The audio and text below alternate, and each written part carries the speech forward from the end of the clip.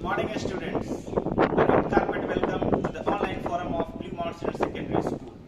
I hope you all are doing well and following the instructions given by the Government of India against COVID-19. Today I am going to teach you chapter 1 of class 6 science. The name of the chapter is Sources of the Food. But before we start the chapter, first read the chapter thoroughly and highlight the difficult words and find the meaning from the dictionary. The name of the chapter is Sources of the Food. The meaning of source is from where something is obtained. मतलब कि हम लोग कोई चीज कहाँ से पाते हैं वो उसका सोर्स कहलाता है. फॉर एग्जाम्पल धूप का सोर्स क्या है? सन. ठीक. तुम्हारा पॉकेट मनी का सोर्स क्या है? तुम्हारे पेरेंट्स हैं. ठीक है. अगर दलसिंहसराय में अच्छे एजुकेशन का सोर्स क्या है तो हमारा school blue mountain secondary school है. ठीक. तो ये सोर्स कहलाता है. यहाँ पे है क्या पढ़ेंगे हम? Sources of food. मतलब फूड का सोर्स क्या है, मतलब from where the food is obtained, मतलब फूड हम लोग कहां से पा रहे हैं. ठीक. तो प्लांट के कंटेक्स्ट में बात करें हम तो एक होता है सीरियल्स क्रॉप्स. सीरियल क्रॉप्स में आता है उसको अनाज बोलते हैं हम लोग. ठीक. जैसे कि राइस, मेज, व्हीट इटीसी. दूसरे टाइप का क्रॉप्स जो है वो है रूट क्रॉप्स, मतलब जिसका हम लोग रूट यूज करते हैं, रूट खाते हैं. वो क्या है? टर्निप्स है, कैरेट्स है, बीट रूट्स है, एटसेट्रा. और तीसरा क्या है? स्टेम क्रॉप्स, मतलब ऐसा क्रॉप जिसका हम लोग स्टेम खाते हैं. वो क्या है? Potato, ginger, turmeric. ठीक है. Onion, garlic, sugar cane etcetera. कुछ ऐसा क्रॉप है जिसका हम लोग लीफ खाते हैं, पत्ता खाते हैं, जैसे कि स्पिनच, कैबेज, मेथी एटसेट्रा. कुछ ऐसा भी क्रॉप्स है जिसका हम लोग फ्लावर्स खाते हैं, मतलब फूल खाते हैं. एग्जाम्पल इज कॉलीफ्लावर, कचनार, सेमल इटीसी. और कुछ ऐसा प्लांट्स है जिसका हम लोग फ्रूट्स खाते हैं, जैसे कि grape, tomato, guavas, mangoes, apples etcetera. ठीक. अब हम लोग पढ़ेंगे एनिमल्स एंड एनिमल प्रोडक्ट्स, मतलब हम लोग एनिमल से क्या क्या पाते हैं. ठीक. तो जैसे कि एग्जांपल में लाइव स्टॉक, जैसे मवेशी, उससे हम लोग क्या पाते हैं? Animal like cow and buffalo are the most important livestock in India. गाय और भैंस जो है वो सबसे इंपॉर्टेंट लाइव स्टॉक है, तो सबसे इंपॉर्टेंट मवेशी है इंडिया में. क्यों? क्योंकि वो हम लोग को क्या करता है? मिल्क प्रोवाइड करता है. ठीक. और दूसरा जो है एनिमल्स जैसे कि शीप और गोट, वो क्या प्रोवाइड करता है? मीट, मिल्क और वूल प्रोवाइड करता है. ठीक. और एक बात और, गोट को पुअर मैन्स काउ भी बोला जाता है, क्योंकि काउ का जो रेट होता है वो ज्यादा होता है, दाम ज्यादा होता है, और गोट का तो रेट कम होता है. ठीक है. इसलिए इसको गरीब आदमी का गाय बोला जाता है. किसको? गोट को बोला जाता है. ठीक. अब आते हैं हम लोग पोल्ट्री. जैसे ही हम पोल्ट्री बोलेंगे इसका मतलब कि हम लोग कुछ चिड़िया के बारे में बात कर रहे हैं. कौन सी चिड़िया? जैसे कि hen, duck, geese, swan, pigeon, koel, pigeon, turkeys etcetera. अच्छा, हम लोग ये पोल्ट्री फार्मिंग क्यों कर रहे हैं? ताकि हम लोग को एग मिल सके और मीट मिल सके. ठीक. और फिर और जो सोर्स है एनिमल प्रोडक्ट का वो है फिशरी, जैसे कि मछली. मछली हम लोग ये आज से नहीं यूज कर रहे हैं, बहुत प्री हिस्टोरिक टाइम से हम लोग यूज कर रहे हैं, और ये प्रोटीन रिच डाइट है. ठीक है. और ज्यादा कहाँ पाया जाता है? कोस्टल एरियाज में पाया जाता है. ठीक है. अब आते हैं कि हम लोग मतलब कि एनिमल भी तो अपना खाना खाता है ना, तो उसका भी तो कोई सोर्स होता होगा. ठीक है. तो on the basis of what the animal eat they have been categorised into the following groups. मतलब कोई भी जानवर क्या खाता है, कोई एनिमल क्या खा रहा है, उस हिसाब से उसको हम लोग कुछ ग्रुप में बांटे. जैसे बांट दिया कि हर्बीवोर है. हर्बीवोर बांट दिए हैं कि ऐसा एनिमल जो अपने खाना के लिए प्लांट और प्लांट प्रोडक्ट्स पर डिपेंडेंट होता है, उसको हम लोग हर्बीवोर्स बोलते हैं. ठीक है. Example is rabbit, deer, cattles etcetera. कुछ एनिमल्स कार्निवोर्स होते हैं जो दूसरे जानवर का फ्लेश को खाते हैं. Example is deer, mongoose, hyenas etcetera. कुछ एनिमल्स ओमनिवोर्स होते हैं, मतलब दूसरे एनिमल को भी खाते हैं और प्लांट प्रोडक्ट को भी खाते हैं, जैसे कि हम लोग ह्यूमन बींग्स हो गए. ठीक है. बियर्स हो गया, रैट्स हो गया, ये सब ओमनिवोर्स हो गया. और कुछ एनिमल्स सड़ा हुआ, मरा हुआ चीज खाता है, उसको हम लोग स्कैवेंजर्स बोलते हैं. एग्जांपल इज कुछ इंसेक्ट जैसे मैगॉट. ठीक है. Beetles, flies. और कुछ एनिमल्स लाइक कुछ birds like vultures, crows and some animals like jackals and hyenas. ठीक. अच्छा, हर चीज को नापने का एक यूनिट होता है. जैसे हम लोग डिस्टेंस को बोलते हैं कि इतना किलोमीटर है, यहाँ से डिस्टेंस है, इतना किलोमीटर डिस्टेंस है, ऐसे बोलते हैं, हम लोग बात करते हैं. दूध हम लोग घर में लेते हैं, उसको नापते हैं हम लोग लीटर में, नाप रहे हैं कितना लीटर दूध है. पानी को लीटर में नापते हैं हम लोग. ठीक. तो वैसे ही एनर्जी, मतलब फूड में जो एनर्जी होता है उसको नापने के लिए यूनिट होता है, उसको हम लोग कैलोरी बोलते हैं. ठीक है. हम लोग को एज के हिसाब से और काम के हिसाब से हम लोग को कैलोरी का रिक्वायरमेंट बॉडी में होता है, ठीक है। तो वो हम लोग का पेज नंबर 8 में एक चार्ट दिया हुआ है, वो हम लोग को चार्ट को पढ़ना है, ठीक है, कि किस हिसाब से हम लोग को कितना एनर्जी चाहिए, ठीक है। तो अगर बॉयज और गर्ल्स का एज, एक बार चार्ट देख रहे हैं हम लोग, ठीक है, ये डेली एनर्जी रिक्वायरमेंट का चार्ट दिया हुआ कि कितना कैलोरी हम लोग को चाहिए। तो बॉयज एंड गर्ल्स है, अगर 0 to 1 ईयर्स है और वेट 7.3 kgs है तो 800 हम लोग को ये चाहिए, कैलोरी चाहिए, ठीक है। अगर बॉयज का बात करें 15 to 18 ईयर्स तो हम लोग का कैलोरी 3000 चाहिए, और गर्ल्स बात करें 15 to 18 ईयर्स तो 2300 कैलोरीज चाहिए।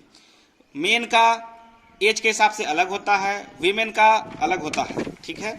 और जो प्रेग्नेंट वुमेन होती है, मतलब कि जिनके फिटनेस है जिनके बॉडी में, ठीक है, तो उनको 2400 कैलोरीज चाहिए। और जो लैक्टेटिंग वुमेन है, मतलब कि ऐसी माँ जो बच्चे को दूध पिला रही है, उसको लैक्टेटिंग बोला जाता है, लैक्टेटिंग वुमेन, उनको जो कैलोरीज चाहिए वो 2700 चाहिए। और जैसे जैसे एज हम लोग का बढ़ता है तो कैलोरी रिक्वायरमेंट घट जाता है। जैसे ओवर 75 साल से ऊपर के जो पर्सन है, उनका जो रिक्वायरमेंट है, energy requirement, that is only 1900, ठीक, ओके। अब हम लोग आगे बढ़ेंगे। ऐसा नहीं, अच्छा जितना भी एनर्जी हम लोग ले रहे हैं वो क्यों ले रहे हैं? वेरियस एक्टिविटीज के लिए, जैसे दौड़ने के लिए, पढ़ने के लिए, ठीक है, कुछ काम करने के लिए, ठीक है। तो और ऐसा नहीं है कि जब सिर्फ हम लोग काम कर रहे होते तो एनर्जी कंज्यूम होता है। जब हम लोग रेस्ट पोजीशन पे होते हैं, जब बैठे होते हैं या सोए हुए होते हैं, फिर भी जो इंटरनल एक्टिविटीज बॉडी में होता है वो तो होता ही रहता है, जैसे कि सांस लेना, respiration, circulation of blood, digestion of food, ये सब तो होता ही रहता है। तो इसमें तो एनर्जी कंज्यूम होता है ना, ठीक है। तो इसको हम लोग बोलते हैं बेसल मेटाबॉलिक रेट, BMR बोलते हैं इसको। तो BMR क्या होता है?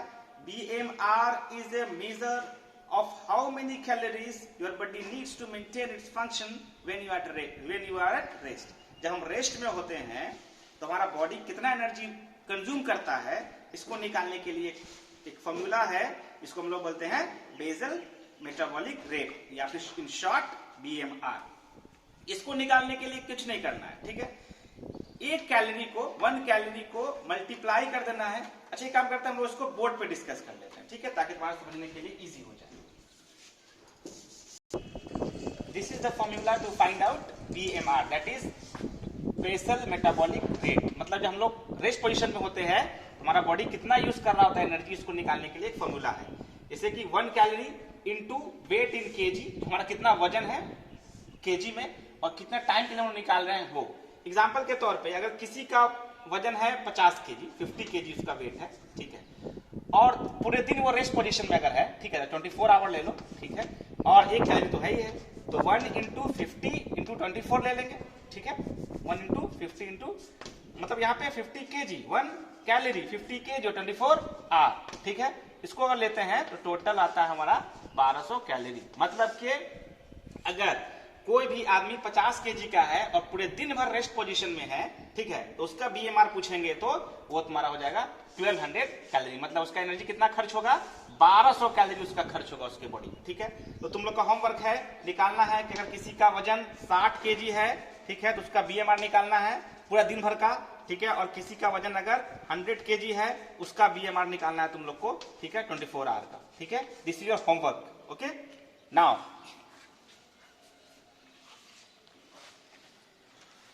अब हम लोग पढ़ते हैं, जो हम लोग खाना खा रहे हैं उसका जो क्वालिटी है वो भी तो मेंटेन होना चाहिए अच्छे से, या फिर कोई भी खाना तो ऐसे नहीं खा सकते ना हम, ठीक है, वो अच्छे सा हाइजीन उसका अच्छा होना चाहिए, ठीक है। तो सबसे पहले बात करेंगे स्टोरेज का, कि किसी भी फूड को कहाँ, हमारा प्रोडक्शन अगर बहुत ज्यादा हो गया है उसको कहाँ जा स्टोर करें, ठीक है। इसके लिए तो सबसे पहला दो तरह का फूड होता है, एक होता है पेरिशेबल फूड और एक होता है नॉन पेरिशेबल फूड। ऐसा फूड जो बहुत ही जल्दी खराब हो जाता है, ठीक है, उसको हम लोग बोलते हैं पेरिशेबल फूड। जैसे कि दूध हो गया, वेजिटेबल्स हो गया, फ्रूट्स हो गया, बॉइल्ड राइस हो गया, रोटी हो गया, सब्जी, कुक फूड हो गया, ठीक है, ये सब आता है किसमें? पेरिशेबल आइटम्स में। मतलब कि जो चीज आसानी से जल्दी से खराब हो जाता है, ठीक है, उसको बोलते हैं पेरिशेबल फूड्स। और जो फूड आसानी से खराब नहीं होता है, उसको लॉन्ग टाइम तक रखा जा सकता है अच्छे से, उसको हम लोग बोलते हैं नॉन पेरिशेबल फूड्स, उसको बोलते हैं, ठीक है। तो पेरिशेबल फूड्स को बचा के रखना बहुत जरूरी है, ठीक है। जैसे कि दूध हो गया, रात का सब्जी बना के रखते हैं, वो फ्रूट्स हो गया, बॉइल्ड राइस हो गया, दाल हो गया, ये सब बना के हम लोग रख रहे हैं, तो उसको हम लोग बचा के रख ले ताकि जल्दी खराब नहीं हो। इसके हम लोग रेफ्रिजरेटर का, फ्रिज का इस्तेमाल कर सकते हैं।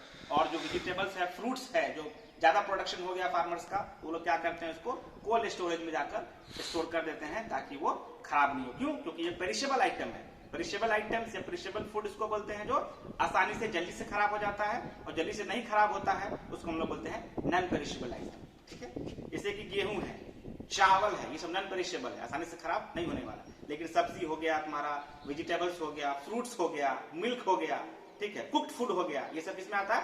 पेरिशेबल आइटम में आता है। ठीक है, उसके बाद खाना को अच्छे से हम लोग हैंडल करें। मतलब कि ऐसा नहीं है कि किसी को खाना सर्व कर रहे हैं तो उसमें चम्मच का इस्तेमाल करें, नहीं किसी को सब्जी हाथ से निकाल के दे दिए, दाल हाथ से निकाल के दे दिए, बॉइल्ड राइस हाथ से निकाल के दिए, ऐसा नहीं करना। हम लोग को चम्मच का इस्तेमाल करना है ताकि हाइजीन मेंटेन रहे। ठीक है, नहीं तो फिर हम लोग को डायरिया, डिसेंट्री, टाइफाइड जैसा बीमारी हो सकता है, इसलिए अनहाइजीन कंडीशन से दूर रहना। ठीक, उसके बाद जहां पे हम लोग का खाना बन रहा है उस जगह को सफाई करना है अच्छे से, वो फ्लाई प्रूफ होना चाहिए, मतलब कि वहां पे मक्खी, मच्छर, कॉकरोच, रैट ये सब वहां पे नहीं जाना चाहिए। और जो हमारा बर्तन है, utensils, it must be washed with detergent, अच्छे से साफ होना चाहिए। ठीक है, उसके बाद अब देखते हैं कुछ मेथड कुकिंग का। कुकिंग का मेथड ये है कि अगर उसको हम ज्यादा पका देंगे अगर, ठीक है, तो उसका जो न्यूट्रिएंट्स है वो लॉस्ट हो जाएगा, वो खत्म हो जाएगा। ठीक है, जैसे विटामिन बी हो गया, विटामिन सी हो गया, ये इजिली डिस्ट्रॉयबल होता है, वो जल्दी डिस्ट्रॉय हो जाता है। इसलिए किसी भी फूड को खूब ज्यादा देर तक नहीं पकाना है, क्योंकि फिर क्या होगा, उसका न्यूट्रिएंट्स लेवल जो है वो कम हो जाएगा, उसमें न्यूट्रिएंट्स खत्म हो जाएगा उसका। या फिर खूब कम भी नहीं पकाना है। अगर कम पकाएंगे, जैसे मीट है, चिकन है या फिर मटन है, उसको कम पकाएंगे, उसमें जो माइक्रो ऑर्गेनिज्म होगा वो हम बीमारी फैला देगा। तो किसी फूड को कम भी नहीं पकाना है, खूब ज्यादा भी नहीं पकाना है, एक अच्छे मॉडरेट टेम्परेचर पे और एक मॉडरेट तरीके से उसको पकाकर खाना है। ठीक है, और कोशिश करना है कि जैसे चावल पकाने से पहले हम लोग धोते हैं उसको, दाल पकाने से पहले धोते हैं, सब्जी काट कर धोते हैं, तो उसको ज्यादा नहीं धोना, कम भी नहीं धोना है। कम धोएंगे तो उसमें फिर डस्ट पार्टिकल्स होगा। ठीक है, और ज्यादा धोएंगे तो उसका न्यूट्रिएंट कम हो जाएगा। इसलिए ना ज्यादा धोना है ना कम धोना है, उसको मतलब मॉडरेट पे मेंटेन रखना है। ठीक, अब ये है, कोशिश करना है हम लोग को कि टेम्परेचर 70 डिग्री से ज्यादा हम लोग नहीं पकाएं। ठीक है, 70 डिग्री से ज्यादा पे उसको पकाएंगे तो एनर्जी न्यूट्रिएंट हो जाएगा, और कम पकाएंगे तो फिर डाइजेशन में हम लोग को प्रॉब्लम होगा। ठीक है, now your chapter comes to an end. Now go through the chapters carefully, okay, and if you have any problem then you can contact me on 9128151029. Now your homework is do question number 1 to 6, मतलब 1 से लेकर question number 6 तक तुम लोग को बनाना है। ठीक है, now we will meet in the next video ASAP. Till then, bye, take care.